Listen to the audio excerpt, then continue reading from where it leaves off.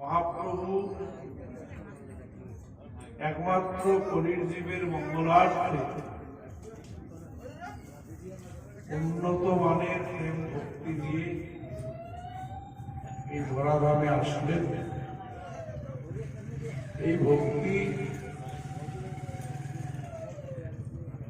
কলির জীবের মঙ্গলদায়ক, কারণ কলির জীব স্বল্প বুদ্ধি এবং স্বল্প আয়ু,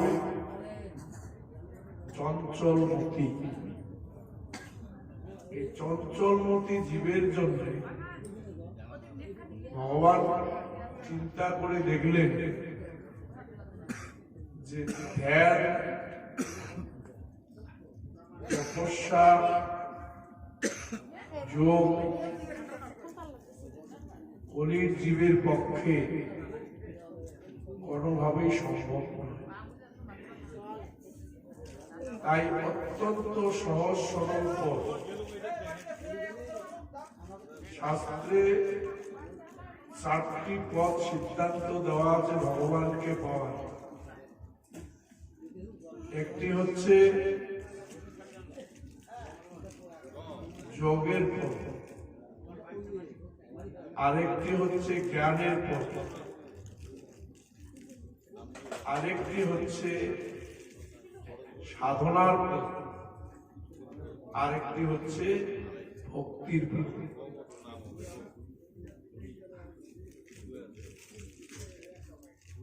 যোগের পথ অত্যন্ত কঠিন, যেটা কলির জীব কোনোভাবেই তার ধারে কাছে যেতে পারে না।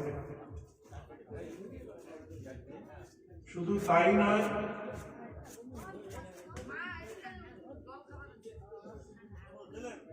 জ্ঞানের পথ আমাদের জীবের, কলির জীবের পক্ষে জ্ঞান দ্বারা ভগবানকে সাধনা করতে পারে না। একটাই পথ খোলা আছে, ভক্তি পথ। এই ভক্তি পথকে প্রচার করলেন চৈতন্য মহাপ্রভু। গৃহ ত্যাগ করে শ্রীরাম নবদ্বীপকে ছেড়ে এবং পরম ভগবানকে পাওয়ার জন্য যে পথ তিনি নিদর্শন করে দিলেন, সেই পথটি হচ্ছে ভক্তি। তাই মহাপ্রভু চৈতন্য চরিতামৃতে মধ্যলীলা 7ম পরিচ্ছেদ, ধন্যং তং নৌমি চৈতন্যং বাসুদেবং দয়াদ্রহি নষ্ট পুষ্টং রূপং রূপপুষ্টং ভক্তি তুষ্টং চকারচ। যিনি করুণারদ্র বুদ্ধি হইয়া কুষ্ঠগ্রস্ত রোগী বাসুদেব নামা ভক্তকে রোগমুক্ত করিয়া তাকে সুশোভন দেহদান করিয়া প্রেম ভক্তি দ্বারা আনন্দানুরূপ করিয়াছিলেন, সেই ধন্য শ্রীকৃষ্ণ চৈতন্যকে নমস্কার। জয় জয় শ্রী চৈতন্য, জয় নিত্যানন্দ, জয় দ্বৈতা চন্দ্র, জয় গৌর ভগত বৃন্দ। এই মধ্যে সার্বভৌমের নিস্তার করিল, দক্ষিণ মনে প্রভুর ইচ্ছায় উপজিল।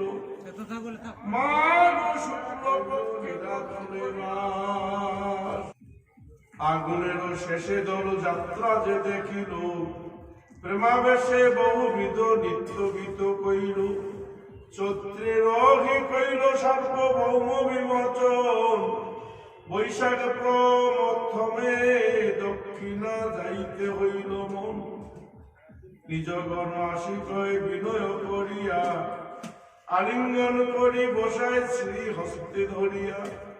তোমা সব জানি আমি প্রাধিক করি, প্রাণ ছাড়া যায় তবু তোমা ছাড়িতে না পারি, তুমি সবা বন্ধু মোর বন্ধুকৃত কইলি, ইয়ায়ানি মোরে জগন্নাথ দেখাইলে, এবে সব স্থানে মই মাগো এগে দানে, সবে মিলি আজ্ঞা দেহ যাইব দক্ষিণে, বিশ্বরূপ উদ্দেশ্যে অবশ্য আমি যাব, একাকে যাইব কাহ সঙ্গে না লইব। মহাপ্রভু তিনি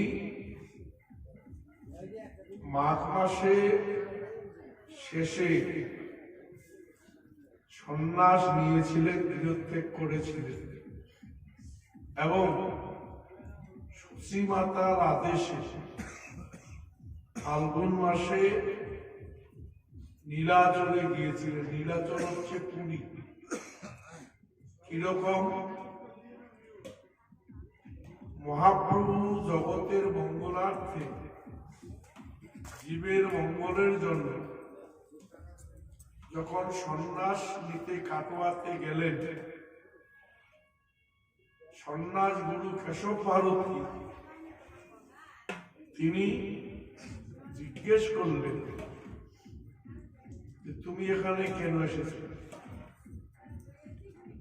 কাঁচা সোনার মতো গায়ের বর্ণ, উঠন্ত যৌবন তোমার দেহে,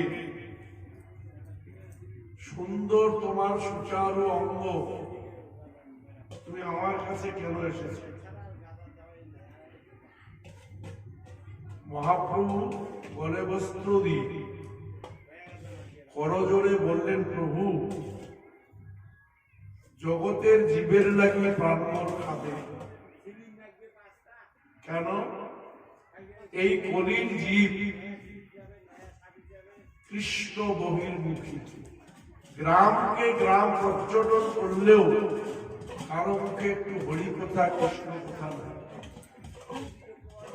এই জন্য কলির জীবের মঙ্গলার্থে আমি হরিনাম দিতে চাই। হরিনাম দিতে হলে আমাকে সন্ন্যাস দিতে হবে, কারণ সমাজ সন্ন্যাসীদের সম্মান দেয়। এই সমাজ সন্ন্যাসীদের ভক্তি করে, সন্ন্যাসীদের কথা মানে। কাজে আমি সন্ন্যাস না হলে আমার কথা কেউ মানবে না, আমি হরিনাম কাউকে দিতে পারবো না। কেশব ভারতী চিন্তা করলেন যে মন্ত্র দিলে মঙ্গল হয়, পূর্ণ হয়, কিন্তু এই উঠন্ত যৌবনা কাঁচা সোনার মতো যার গায়ের বর্ণ, তাকে মন্ত্র দেওয়াটা কি ঠিক হবে? জিজ্ঞাসা করলেন, তোমার কে কে আছে? প্রভু বললেন, আমার স্ত্রী আর আমার মা ছাড়া কেউ নেই। আমার স্ত্রীর বয়স 16 বছর আর মায়ের বয়স 80 উপর। কেশব ভারতীর অন্তরটা আরো কাঁদিয়ে উঠল, সর্বনাশ! এই 16 বছরের যুবতী স্ত্রী আমার মন্ত্র নিলে, সন্ন্যাস নিলে, সে আর কোনদিন সংসার জীবনে ফিরতে পারবে না। এবং 80 বছরের উপরে বয়স্কা বিধবা মা সন্ন্যাস নিলে কোনদিন সে সংসারে যেতে পারবে না, মায়ের সেবাও করতে পারবে না। কেশব ভারতী মনে মনে, আমি একে সন্ন্যাস মন্ত্র দিব না। মন্ত্র মানুষ নিতে গেলে প্রত্যেকেই আগাবেলায় নিতে চায়। মন্ত্র সবাই 12টার আগেই নিতেছে। মহাপ্রভু মন্ত্র নেওয়ার জন্য তার চুলগুলা খুব লম্বা ছিল। সে লম্বা চুল গঙ্গার তীরে নেড়া করলেন। যখন নেড়া করলেন, নেড়া করতে গিয়ে নাপিত ছিল মধু নাপিত। যখন নেড়া করতে গেলেন খুর তার কাটে না, খুর চলে না, এত ধারাল খুর লাগিয়ে দিলেই কাটে, কোনোভাবেই কাটে না। খুর যখন কাটে না তখন মধু নবীন বললেন যে তুমি কে, তুমি কে? আমার এত সুন্দর খুর লাগিয়ে দিলেই কাটে, আর তোমার মাথায় আমি জল দিয়া ভিজিয়া খুরটা টানতেছি, কাটে না কেন? মহাপ্রভু বললেন প্রথমে তুমি মাথায় হাত দিছো, আমার মাথা বন্ধন করতে হলে আগে তোমাকে চরণে হাত দেওয়ার স্বভাব তৈরি করতে, চরণে হাত দেওয়ার স্বভাব না হলে আমার মাথা বন্ধন হবে।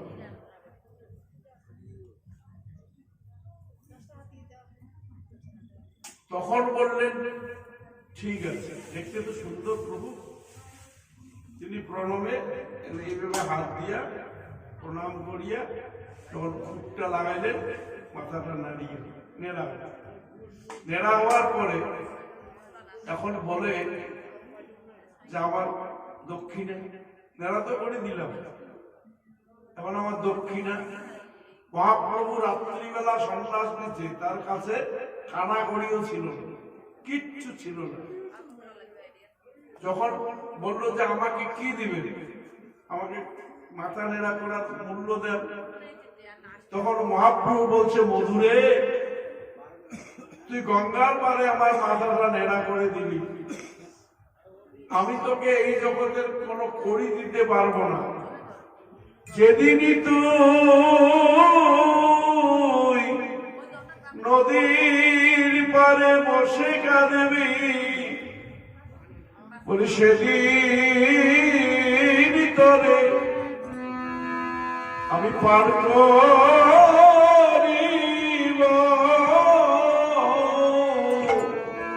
বলি সেদিন তোরে আমি পার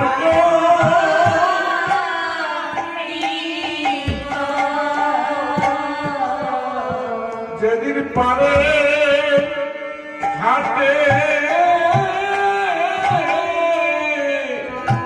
তুই বসে কাঁদবি, আমি সেই দিন করে পার করিব,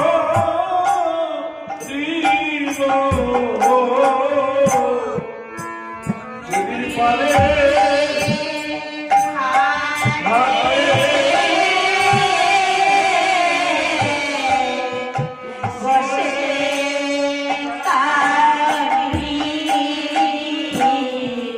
আমি সেদিন তোরে পার করিব,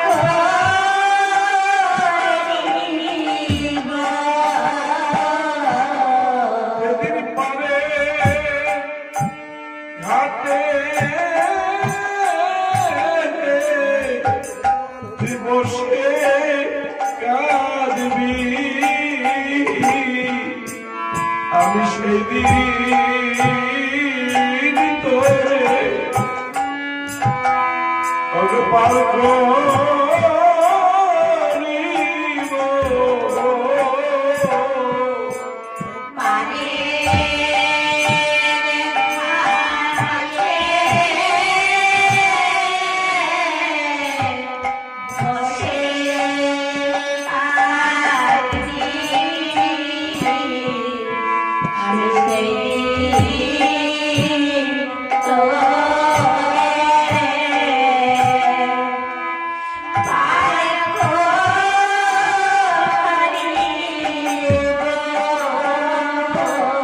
পরে মধুরে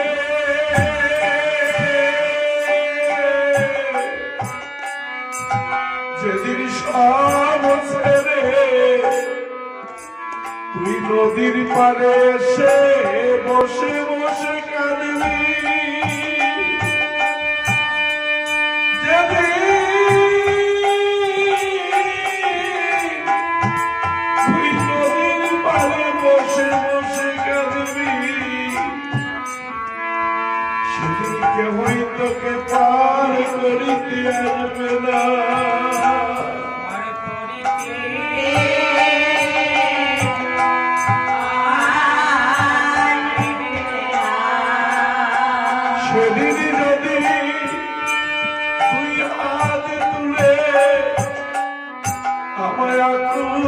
প্রাণে ডাকতে পারি থাকতে পারি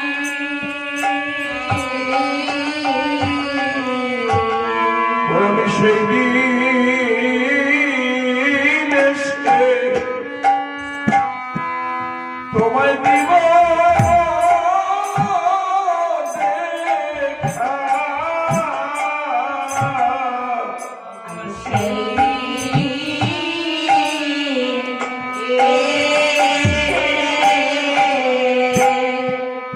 তোমায় দিব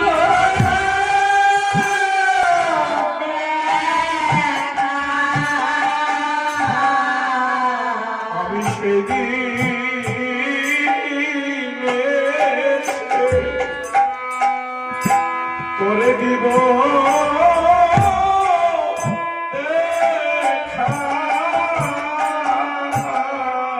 আমি সেই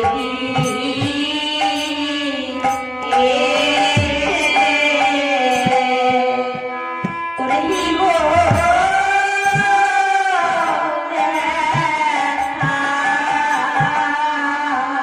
সেদিন আকুল প্রাণে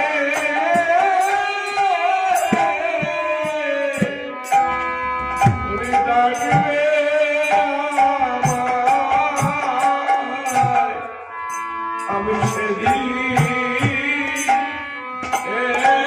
এসে তোমায় দিব দেখা।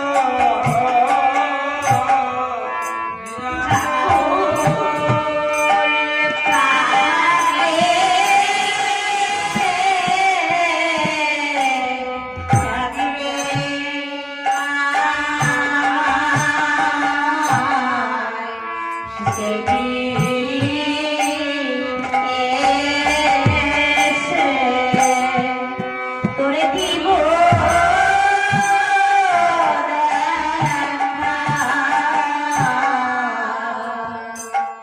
আকুল প্রাণে যেদিন আমায় ডাকবি সেদিন তোকে আমি পার করবো রে মধু নাপি হাতের খুর রেখে গঙ্গার জলে হাত প্রক্ষালন করে মহাপ্রভুর চরণ দুটি জড়িয়ে ধরে নয়ন জল ছেড়ে দিয়ে বললেন প্রভু সারা জনম মানুষের চুল কাটলাম সারা জনম মানুষের ময়লা পরিষ্কার করলাম কিন্তু আমার অন্তরের ময়লা কোনোদিন দূর হলো না আমার মনের ময়লা দূর হলো না আজ তোমার মাথা মুন্ডন করতে গিয়ে আজ আমার মনের ময়লা দূরে গেল মনের ময়লা দূর হয়ে গেল হে প্রভু কি করলে আমি আমার ডাক তুমি শুনতে পাবে মহাপ্রভু বললেন যেদিন পারের ঘাটে বসে তুই প্রাণ ভরে হরিনাম করবি যেদিন প্রাণ ভরে হরি বলে আমায় ডাকবি সেদিন এসে আমি তোমায় দিব দেখা মদনাবিদ বলে তুমি কি হরি আমি হরি বলে ডাকলে তুমি দেখা দিবে মহাপ্রভু বললেন আমি সর্বস্ব সেরেছি গণকময় কণ্ঠ সারি আমি শ্রীহরি ভুবনে প্রকাশ হলাম গৌর নাম ধরি আমি গৌর হরি যে আমাকে ডাকবি ঠিক আমি সেদিন তোকে মাইনাটা দেব মধুনাপি কেটে দিয়ে বললেন প্রভু সেদিন যদি ডাকিতে না পারি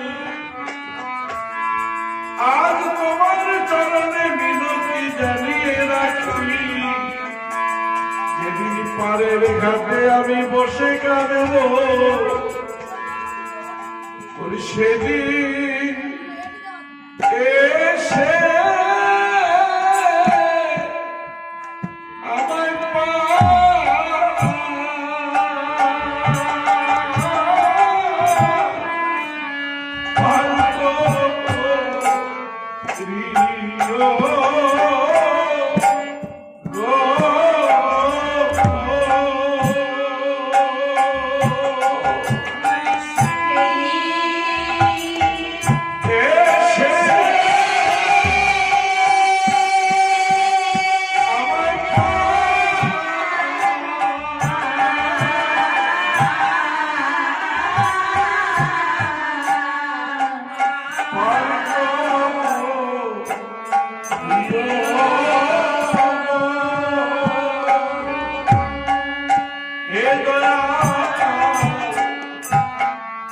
সেই দিন এসে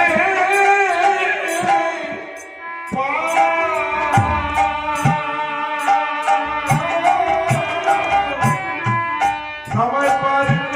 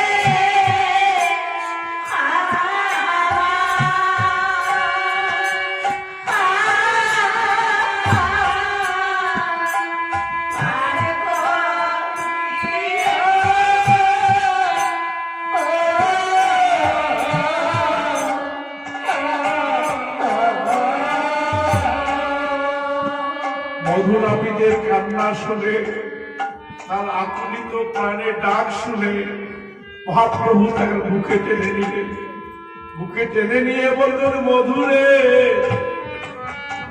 সুদিনের ডাক সবাই শুনে, সুসময়ের ডাক সবাই শুনে, কিন্তু নিদান কালের ডাক কেউ শুনে না।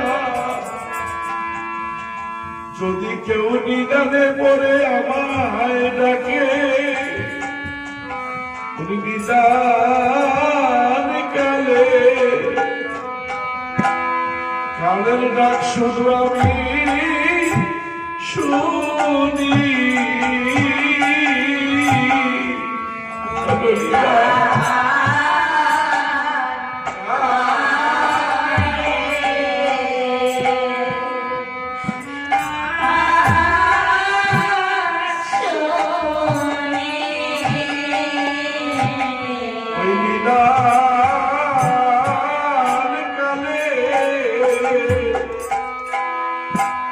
ডাকে আমি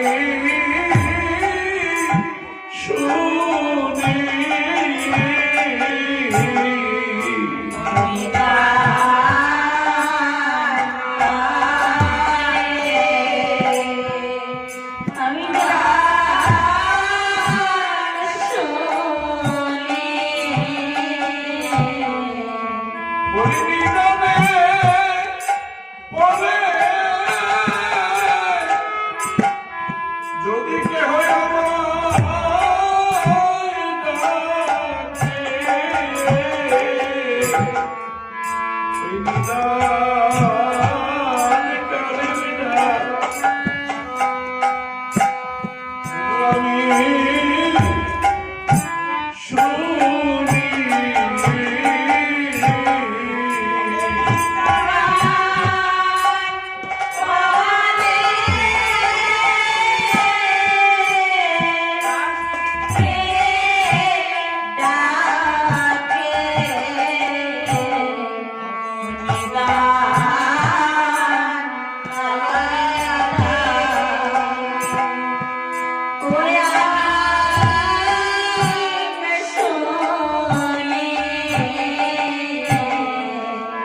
মহাপ্রভু তাকে কথা দিলেন যে নিদান কালে ডাকবি, সেদিন আমি তোকে মাথা খেউরি করা আর নেড়া করার মাইনা দেব।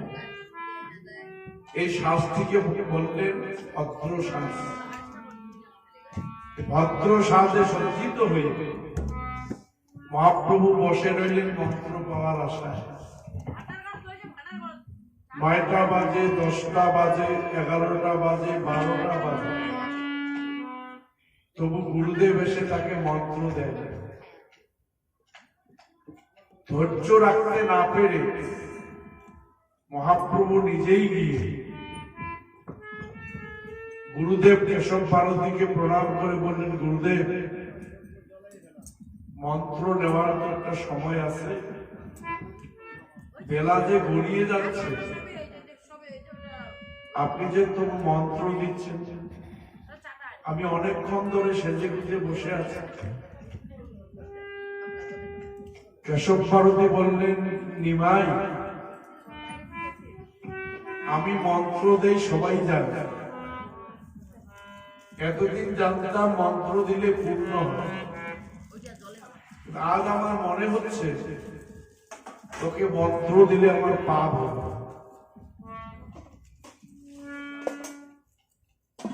মহাপ্রভু বললেন, তুমি কি বলছো? আমাকে মন্ত্র দিলে তোমার পাপ হবে? বলে, সন্ন্যাস মন্ত্র তুমি জানো না? যে আমার কাছ থেকে সন্ন্যাস মন্ত্র নেয়, সে জীবনে কোনোদিন সংসারে ফিরতে পারে না। সংসার ধর্ম পালন তার নিষিদ্ধ। তোমার উঠন্ত যৌবন, ঘরে 16 বছরের যুবতী স্ত্রী, তোমার বৃদ্ধা মা, এই জানা সত্ত্বে আমি তোমাকে ভিক্ষা দিতে পারি না, সন্ন্যাস দিতে পারি না। মহাপ্রভু হাত জোর করে বিনীত স্বরে বললেন, যে কত বৎসর বয়স হলে আপনি আমাকে মন্ত্র দেবেন? কেশব ভারতী বললেন, কমপক্ষে 50 হলে আমি দিতে পারবো। উনি জানেন 50 হলে যে যৌবন ফাটাফাটি যায়, তখন মন্ত্র দেওয়া যায়।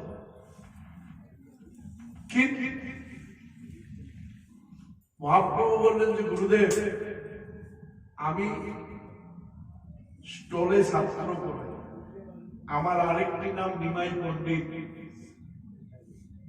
আমি যতটুকু জানি, পঞ্চতত্ত্ব না জানিলে 50 হয়। এখানে অনেক বয়স্ক মানুষ আছেন, 5টা ঠাকুর যে এখানে বসানো আছে, ফটোটা কার কোনটা নাম? 50 বছর পার হয়ে গেছে, আমরা নাম কয়টাই জানি না, ঠাকুরের নাম কয়টাই জানি না। এই জন্য গুরুদেব বললেন যে পঞ্চতত্ত্ব না জানিলে, মহাপ্রভু বললেন 50 বছরে হবে। তুমি 5টা ঠাকুরকেই চেনো না, অদ্বৈত কোনটা, নিত্যানন্দ কোনটা, চৈতন্য কোনটা, গদাধর কোনটা, শ্রীবাস কোনটা, আঙুল দিয়ে তুমি দেখাই দিতে পারো না, তোমার 50 হলে কি হবে? পঞ্চতত্ত্ব না জানিলে 50 হয় না। গুরুদেব বলেন 60 তো হবে। বলি না, স্বরূপ বস না হলে 60 হবে।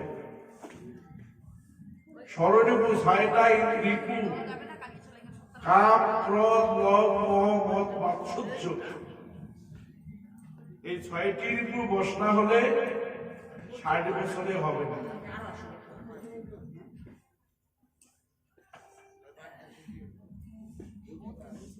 গুরুদেব বলেন সৎপুরে হবে। মহাপ্রভু বলেন যে সপ্ত পাতাল ব্যথা করলে সৎপুরেতে হবে না। তত্ত্বরসামৃত জ্ঞানমঞ্জুরি আপনারা দেখবেন, এই মাটিটা হচ্ছে নাভিকমল। আমরা যে জায়গাটা আছি এটা নাভি। এখান থেকে উপরে সাপ আর এখান থেকে নিচে সাপ। নিচে সাপ সব শেষে তোলার নাম হচ্ছে রসাতল। পাতাল, পতল, বিতল, সুতল আর কি কি নাম আছে মনে নেই এখন।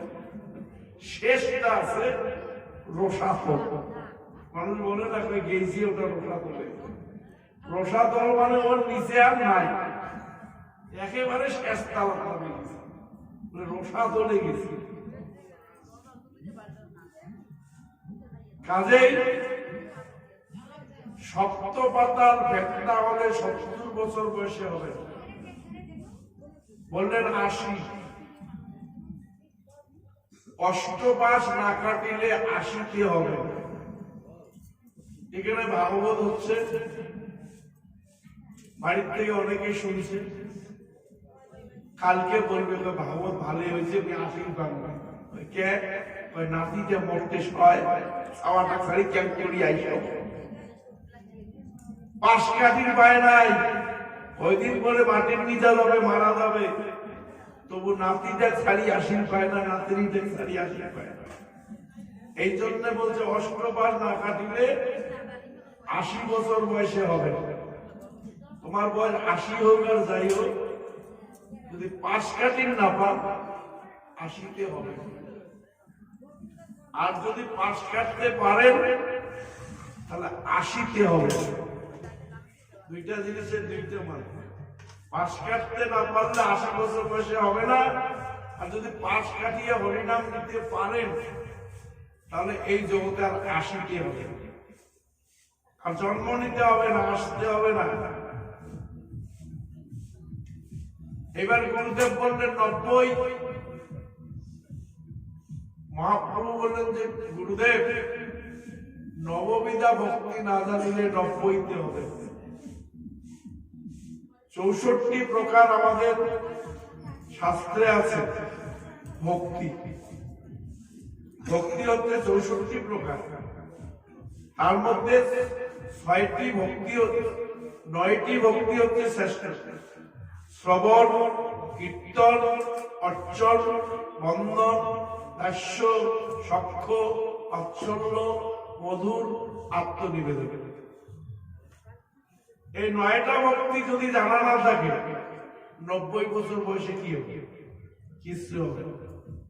বললেন 100, শতগুণী না হইলে 100তে হবে। সাত্বিক আহার যদি না করে 100 বছর বয়সে হবে। সাত্বিক আহার করতে না পারলে সে যতই বলুক আমি সব বুঝি, সব জানি, গীতা খান পড়া খান মুখস্থ সব আছে, কিন্তু আহার জিবা খান ঠিক নাই। জিবা খান ঠিক নাই। ওই জিবা ঠিক না হওয়ার কারণে সব জানার পরেও 100 বছরে তার কিচ্ছু হবে। শতগুণী সাত্বিক আহার না করলে জিবা শুদ্ধ হবে না।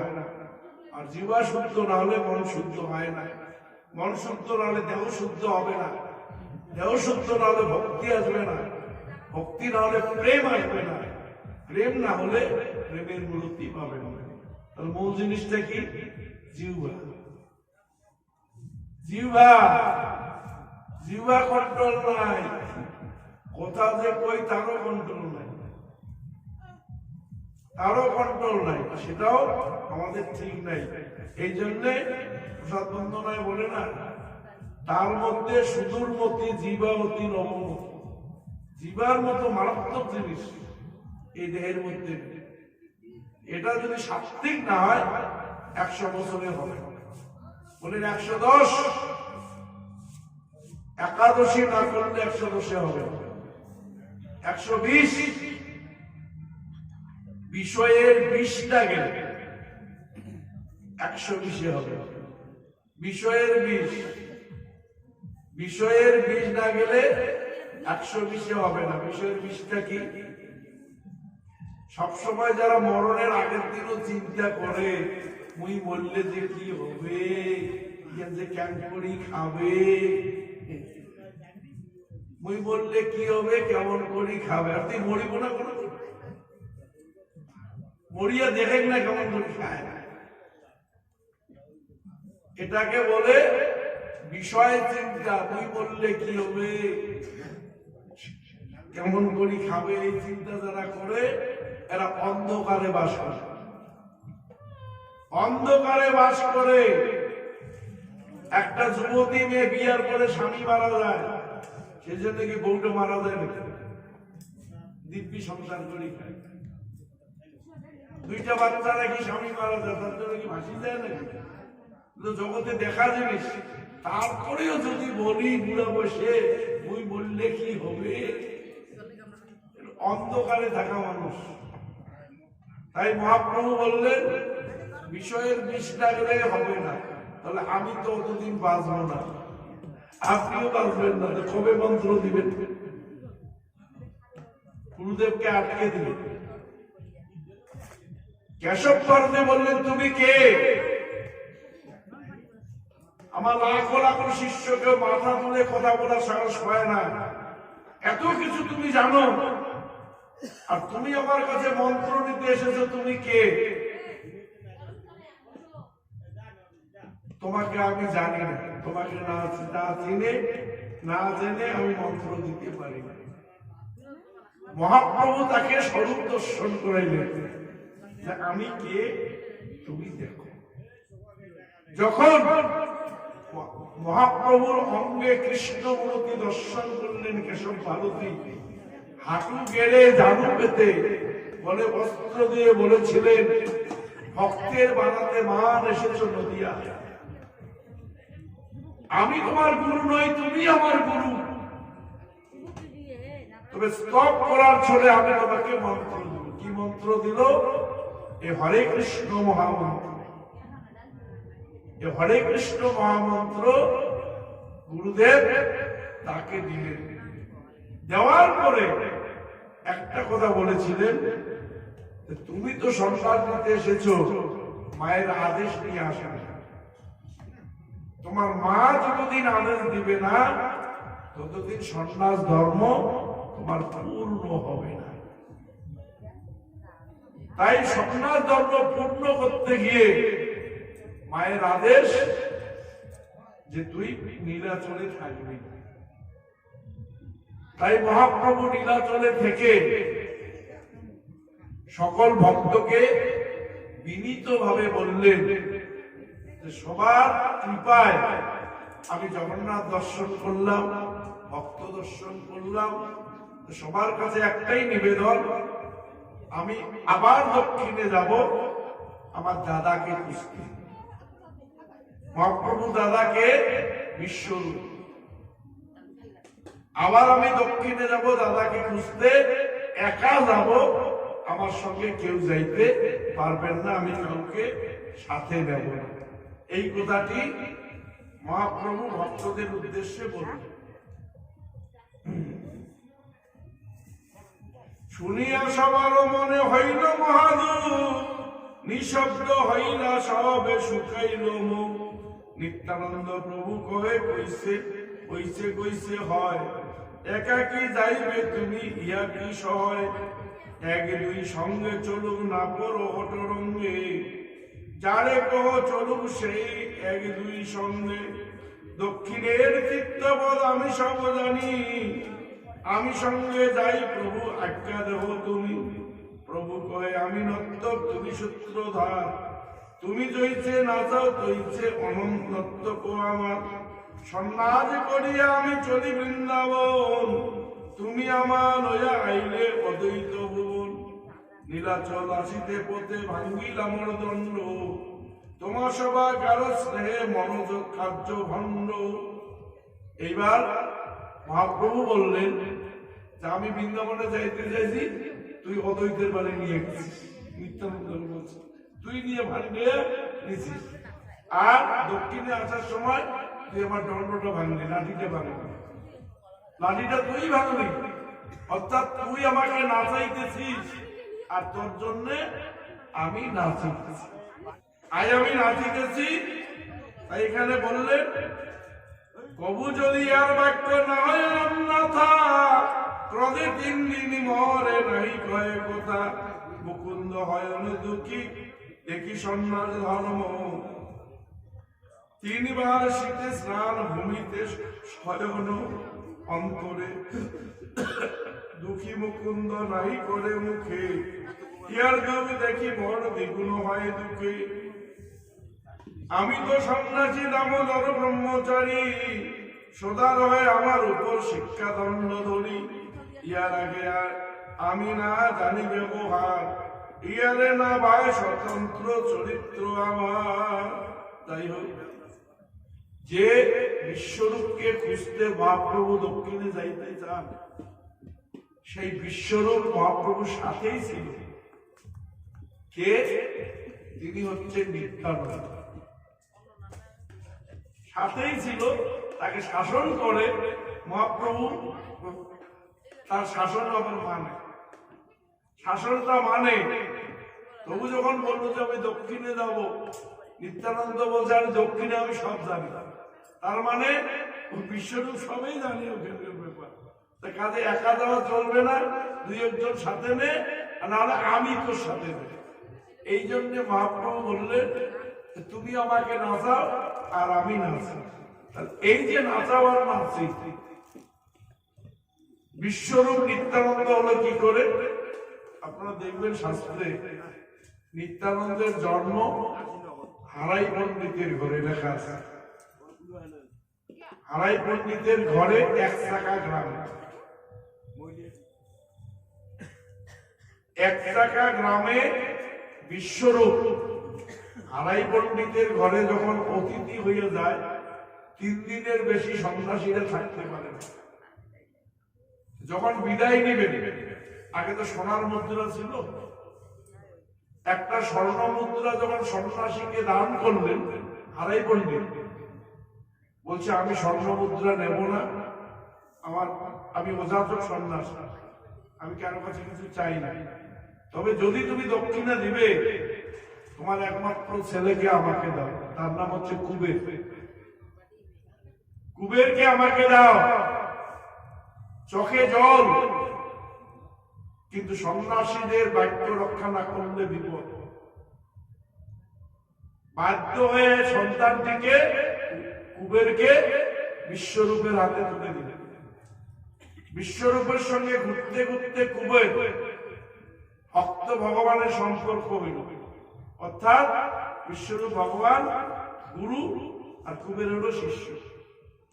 এবার বিশ্বরূপ বললেন তোমাতে আমাতে হইবে মিলন, তোমাতে আমাতে হইবে মিলন, তুমি না থাকিবে হারাইয়ের নন্দন, আমি না থাকিব বিশ্বরূপ, নিত্যানন্দ রূপে আমি হইব। অর্থাৎ তোমারও নাম থাকবে, আমারও নাম থাকবে না, তোমারও নাম থাকবে না, আমারও নাম থাকবে, দুইয়ে এক হবে। কিভাবে এক হইল? নদীর জলে ডুবতে গিয়ে হারাই পণ্ডিতের পুত্র কুবেরের হাত ধরে বিশ্বরূপ ডুবেছিল, আর ডুবার সাথে সাথে তার সম্পূর্ণ চিন্ময় দেহ কি হলো? কোথায় হারিয়ে গেল? গঙ্গার জলে মিশে গেল, এবং তার আত্মাটা কুবেরের মধ্যে প্রবেশ করল। কুবেরের মধ্যে প্রবেশ করলো, করার পরে উনি তো গুরুদেবকে হারাইলেন, পাগলের মতো কান্না শুরু করলেন। তখন ভিতর থেকে বিবেকে দৈববাণী করলো যে কোথায় খুঁজিস? আমি তোমার ভিতরে আছি, আজ থেকে তোমার আমার মিলনে নাম হবে নিত্যানন্দ। এই নিত্যানন্দ হচ্ছে বিশ্বরূপ, আর মহাপ্রভু ওই নিত্যানন্দ বিশ্বরূপকে খুঁজতে যাচ্ছে। তাই বলছে তোমার খুঁজতে যাইতে হবে না, উনি যে বিশ্বরূপ বলতেও পারে না, খুঁজতে যাইতে হবে না, আমি তোমার সাথে আছি, আমি তোমাকে নিয়ে যাব গুণে দোষাগার চলে সবে নিষেধিয়া, একাকী প্রমেবে চিত্ত বৈরাগ্য করিয়া। এইবার নিত্যানন্দ বললেন যে তুমি একা চিত্তে যাইতে চাও, একা যাওয়া চলবে না, কেউ না গেলে আমি তোমার সাথে যাব। দুই ভাই মিলে করিব হরিনাম সংকীর্তন, হরে কৃষ্ণ নাম দিয়া ভোলায় ভোলাইব ভুব। হরে কৃষ্ণ নাম দিয়ে আমরা জগৎ ভরিয়ে দেব, এই নিয়ে আমরা দুই ভাই কীর্তনে যাব, পথে পথে কীর্তন দেব। সেই কীর্তন আগামীকাল এখানে হতে যাচ্ছে। সেই গীতায় গৌরের ভুবন ভরা হরিনাম, জগৎ মঙ্গল হরিনাম, বিশ্ব শান্তি হরিনাম, এবং এই হরিনামে সকলের মঙ্গল হোক, এই প্রার্থনা রেখে এখানেই ভাগবতকে বিশ্রাম দিচ্ছি। জয় জয় রাম কৃষ্ণ প্রেমানন্দে।